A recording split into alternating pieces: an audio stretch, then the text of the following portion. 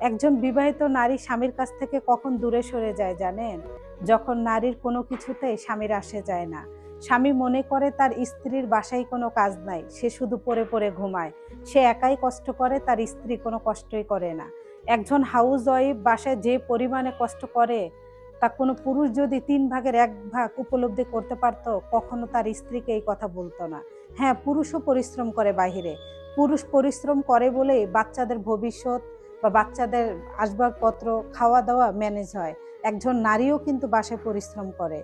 বাচ্চাকে সামলানো, সংসারে কাজকাম করা, যাদের হেল্পিং হ্যান্ড নাই, আমাদের মতো নিম্ন মধ্যবিত্ত ফ্যামিলির মানুষ, ওই নারীটাই শুধু জানে একটা বাসায় কি পরিমাণে কাজ। একজন নারী জুতা সেলাই থেকে চণ্ডীপাঠ পর্যন্ত সব করে। একজন পুরুষও পরিশ্রম করে। কিন্তু পুরুষ একটা কাজ নিয়ে ব্যস্ত থাকে। কিন্তু একজন হাউসওয়াইফ একটা কাজ নিয়ে ব্যস্ত থাকে না। রান্না করতে আসলে বাচ্চাকে ১০০০ বার ম্যানেজ করতে হয়।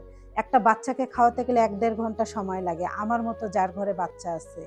সারাদিন কাজকাম করার পর স্বামী যখন বলে যে, "সারাদিন তুমি কি করো?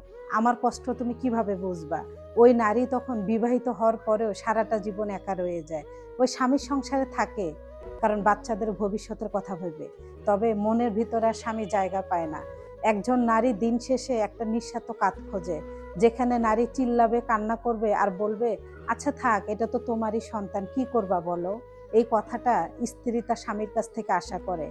নারী যখন রাগ দেখায়, উল্টা রিয়াক্ট যখন স্বামী করে, ওই স্বামীর সাথে সংসার করে। ছেড়ে যেতে পারে না, কারণ বাচ্চাদের ভবিষ্যৎ আছে। তবে স্বামী আর মনে জায়গা পায় না। একজন নারী এই কথাটা স্বামীর কাছ থেকে শুনতে চায়, "তুমি সারাদিন অনেক পরিশ্রম করছো, এবার একটু আসো আমার কাছে বসো।" এটা একজন নারীর সবথেকে তৃপ্তির জায়গা। কিন্তু অধিকাংশ স্বামী এটা কখনো তার স্ত্রীকে বলে না। সে মনে করে উনি একাই পরিশ্রম করে, তার স্ত্রী কোনো পরিশ্রমই করে না। তার বাসায় কোনো কাজ নাই, শুধু খায় আর ঘুমায়।